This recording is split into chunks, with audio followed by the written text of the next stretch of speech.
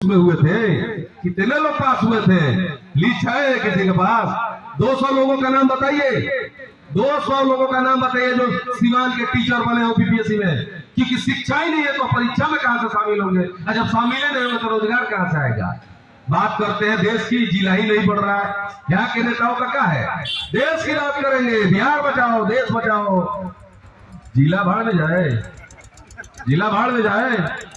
हम रहे न रहे, क्या है? हम रहे न रहे, देश रहना चाहिए। अरे पहले घर तो बचाओ, जेब भरना चाहिए, जेब भरना चाहिए। कहने का मतलब है कि आपकी अपनी लड़ाई है, ये मेरी लड़ाई नहीं है। अरे मैं एमपी बनूं ना बनूं क्या फर्क पड़ता है? नया हूं, युवा हूं, लड़ता हूं, लड़ते रहूंगा, सेवा करते रहूंगा। लेकिन ये बदलाव का फिर कोई लड़ाई लड़ने नहीं आएगा। अगर आज आप लोग मेरा साथ नहीं दीजिएगा तो कौन आपका साथ कौन देगा? कौन आएगा जी आगे बढ़ चल के हिस्सा लेगा? भरोसा टूट जाएगा युवाओं, भाइयों से, बहनों से और अभिभावकों से। आप जाति पाति और पार्टी पे बिक जाएंगे कि हम पार्टी को वोट देंगे, हम जाति को वोट देंगे, तो कोई सेवक नहीं आएगा लड़ने आपके लिए। लोग कहेंगे कि यहाँ जनता में कोई फायदा नहीं है लड़ने के लिए। आप जाइएगा, लड़िएगा, बर्बाद हो जाइएगा, बैठ जाइएगा।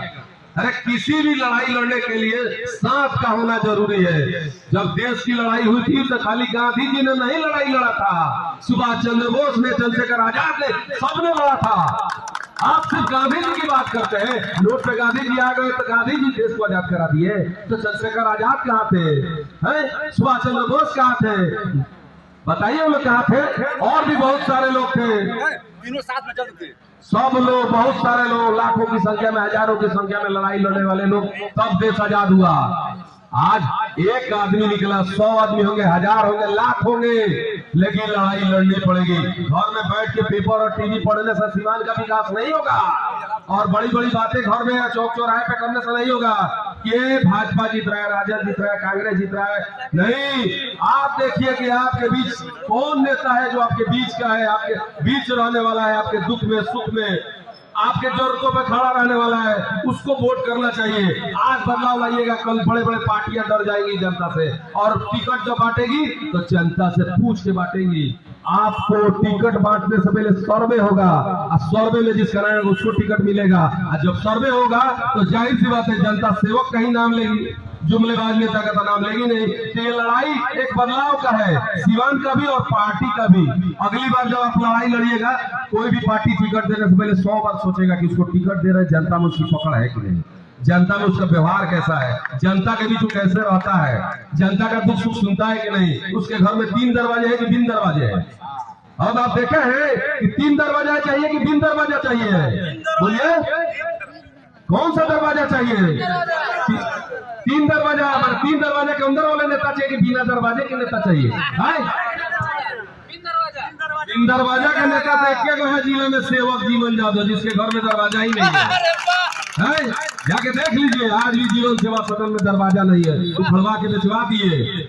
सड़ जाता लोहा था इसलिए बेच दिए 70,000 में। क्या करे, दवाई खरीदती है, तुम्हारे को बेचे, कैंप लगा था 2-2.5 लाख का दवाई, 10 लोग भी काम हो गया। शुभ काम करना चाहिए। तो दरवाजा हटाने का एक ही प्रण था कि मुझसे मिलने के लिए ऊंच नीच जाति पाति कोई नहीं, जो जिसको आना है आए, जिसको जाना है जाए। ना अमीर है मेरे लिए बड़ा, ना गरीब है मेरे लिए छोटा, सब मेरे लिए बराबर है। मैं समानांतर व्यवस्था बनाऊंगा सबके लिए, ऊंच नीच जाति पाति से हट के काम करूंगा। मौका मिले तो आगे सबको मौका मिलेगा, हर मेरी तरह आने वाला जुझारू युवा को मौका मिलेगा। अगर आज शुरुआत तो कीजिए, नहीं तो वही पुराने जुमलेबाज नेता, वही पुराने ढोकलेबाज नेता आपको आएंगे, लपका दिखाएंगे, छपका मार के निकल जाएंगे। फिर 5 साल आप वही इंतजार में रहिएगा। आने वाले हैं नेताजी, आने वाले हैं नेताजी। पता चला 4.5 साल बीत गया। कब भाई तो फिर चुनाव आ गए।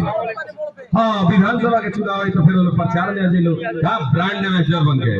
वोट देना है, विधायक बनाना है, देश राज्य के नेता को मजबूत करना है, मुख्यमंत्री को मजबूत करना है। आएंगे, हर चुनाव में आएंगे। बिना चुनाव के कोई नेता आके दिखाए है? कोई नेता जो पूरे चुनाव के गांव में जाके पूछता हो कि आपके गांव में क्या समस्या है?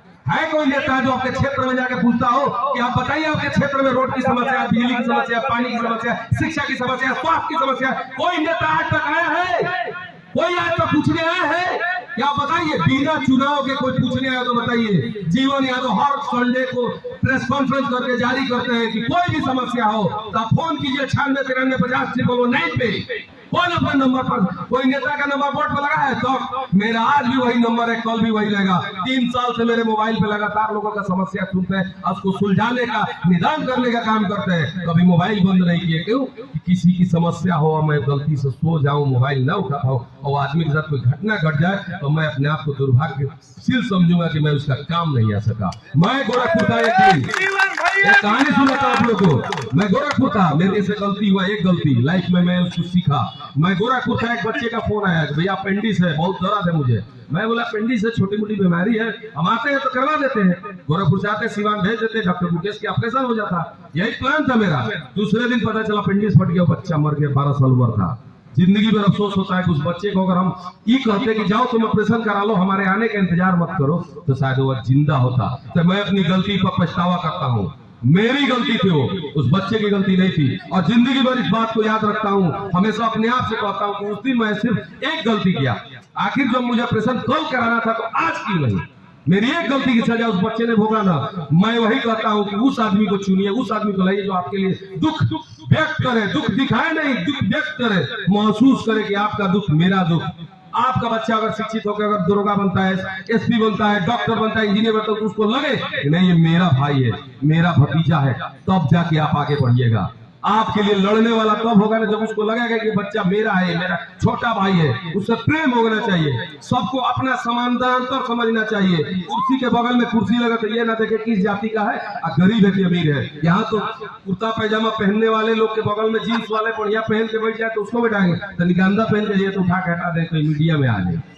यही नेता की पहचान है। बैठे है कोई नेता के बगल में, हमारे यहाँ तो कुर्सी लगा रहता है, चारों से घेर के बैठ जाइए। मुझे क्या फर्क पड़ता है, गंदा पहने, अच्छा पहने, फटा पहने, मुझे तो मतलब कि आए हैं आपका मदद करना है, आपका सेवा करना है। तो ये लड़ाई मेरी नहीं है, ये आप सबकी लड़ाई है। आगाज कीजिए, बदलाव कीजिए, अब मुझे मौका मिलेगा तो मैं दिखाऊंगा कि सीवान की धरती पे कैसे कार्य होता है। और तब अच्छे नेता का हिल जाएगा दिमाग, और उतर के आना पड़ेगा हेलीकॉप्टर से जमीन पे काम करने के लिए। और आएंगे जमीन पे आके काम करेंगे, बदलाव कुछ लाए ना।